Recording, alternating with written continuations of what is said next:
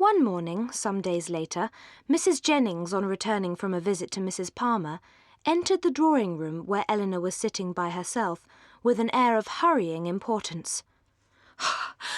"Lord, my dear Miss Dashwood, have you heard the news?" "No, ma'am. What is it?" "The long and the short of the matter, by all I can learn, seems to be this.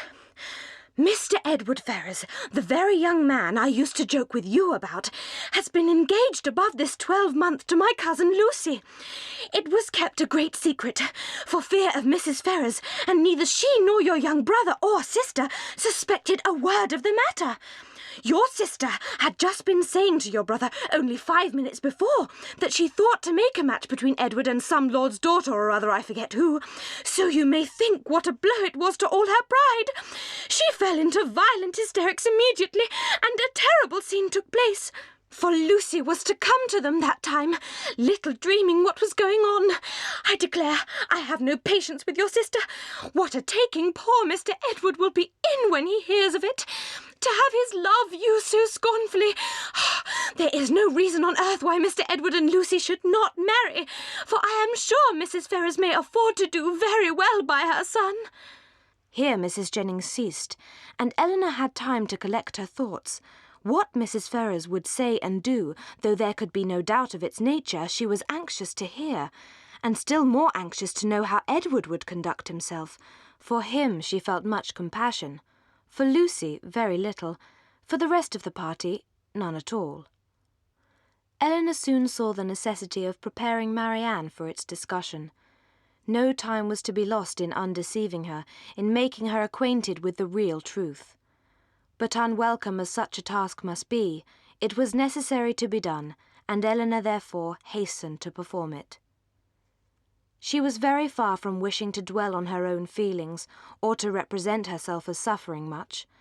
Her narration was clear and simple, and though it could not be given without emotion, it was not accompanied by violent agitation, nor impetuous grief.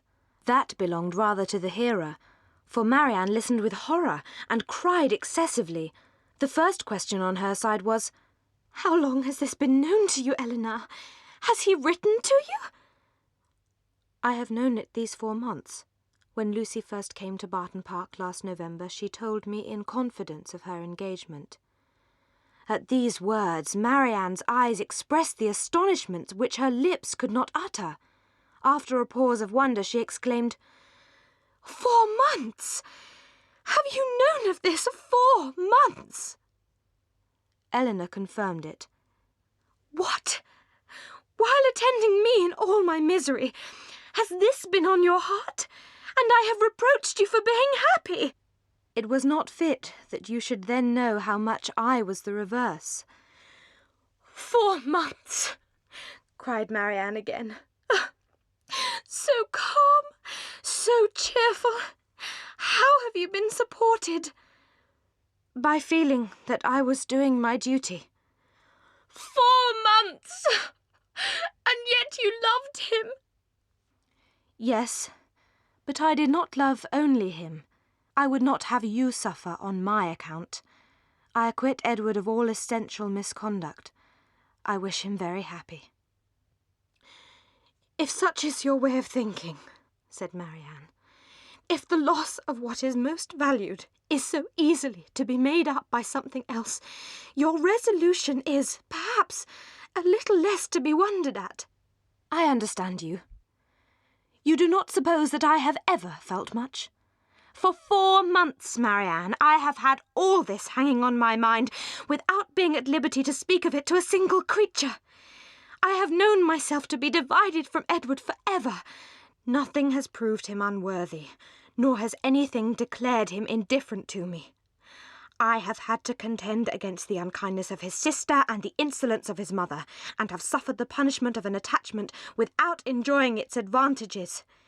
If you can think me capable of ever feeling, surely you may suppose that I have suffered now. No, Marianne, if I had not been bound to silence, perhaps nothing could have kept me from openly showing that I was very unhappy."